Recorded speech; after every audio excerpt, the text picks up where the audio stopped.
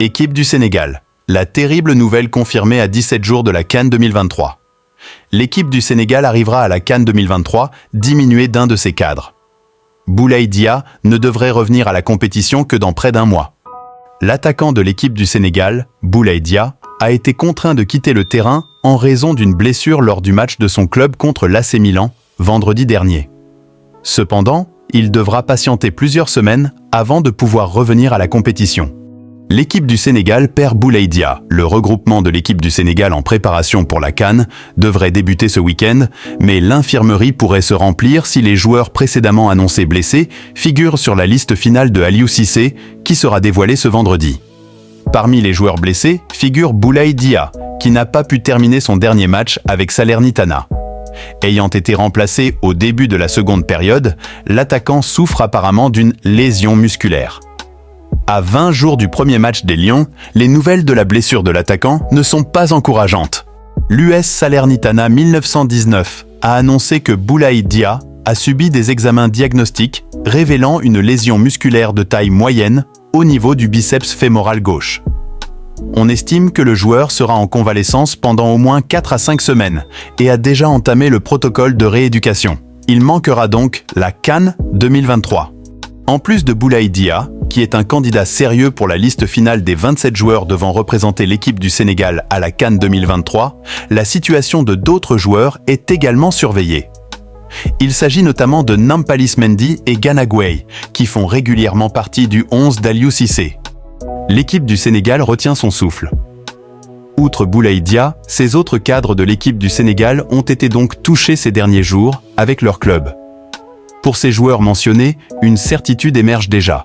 Ils ne seront pas à 100% avec l'équipe du Sénégal au début de la compétition. En ce qui concerne Youssouf Sabaly, son entraîneur en club a récemment abordé sa situation, soulevant la question cruciale.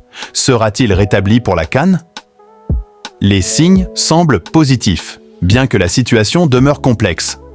Manuel Pellegrini, l'entraîneur du Real Betis, a déclaré mercredi « C'est toujours un honneur pour un club de voir son joueur appelé en sélection. Youssouf Sabaly est blessé depuis un certain temps et je ne sais pas s'il sera appelé ou non pour la CAN.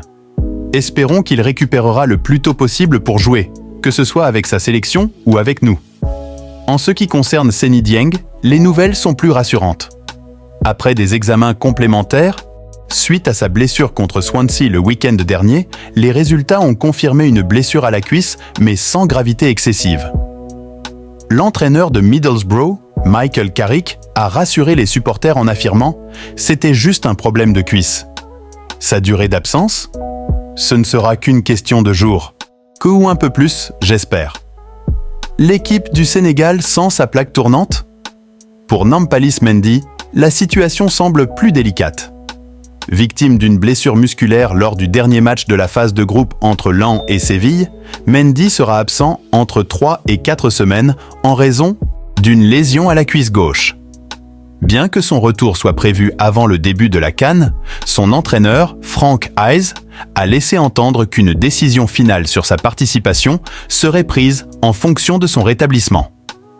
Titulaire face à Tottenham ce samedi, Idrissa Gana Gueye avait été remplacé sur blessure au bout de 24 minutes de jeu.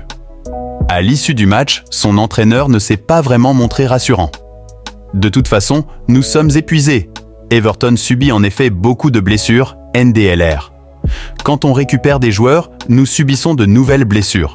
Il faudra attendre et voir avec Idrissa Gana Gueye. Mais ça ne s'annonce pas génial.